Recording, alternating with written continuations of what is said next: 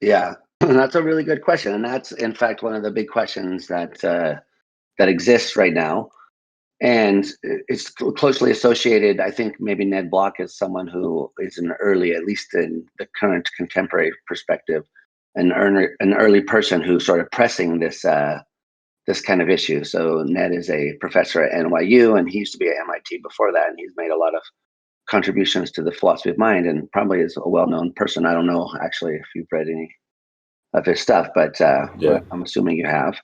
And Yeah. so that's yeah. So he first started pressing this puzzle under what he called the methodological puzzle, and the methodological puzzle was exactly the question that you just raised. And so um, a lot of times when we're having a conscious experience, for example, we can also report that we're having that experience. We can say, oh, I'm seeing the red triangle or tasting this taste.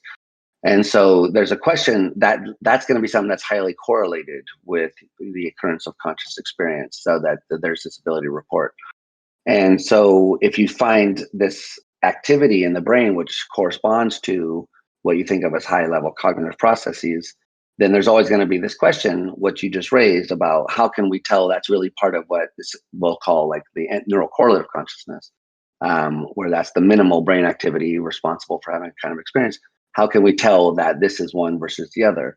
And so some people think that you can't empirically solve that problem, uh, and for sort of obvious reasons that uh, anytime you say you're going to have the experience is a time that we're going to know about you having the experience, because that's the only way that we have to assess. So these people would say that's the only way we have to assess whether you have the experience or not, is to ask you. That's the only way we can do science.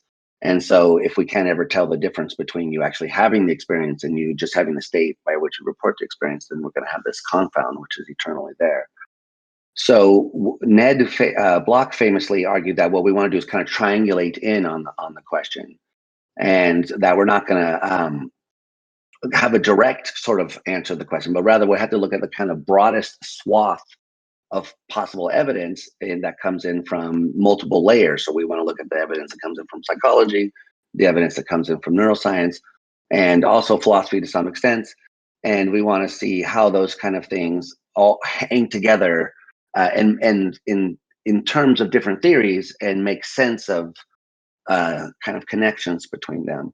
So we want to look for ways of saying, well, here's a bunch of information about how the brain works, and here's a bunch of information about at the psychological level, at psychophysics or something like that.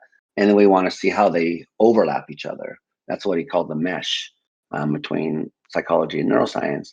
And so what you get is a kind of argument to the best explanation. And so I think that that's really our the only way we have to really move forward in these kinds of issues. So what we have to do is look at which theory preserves overall the most of the way we common sense and theoretically think about the way the mind and consciousness relate.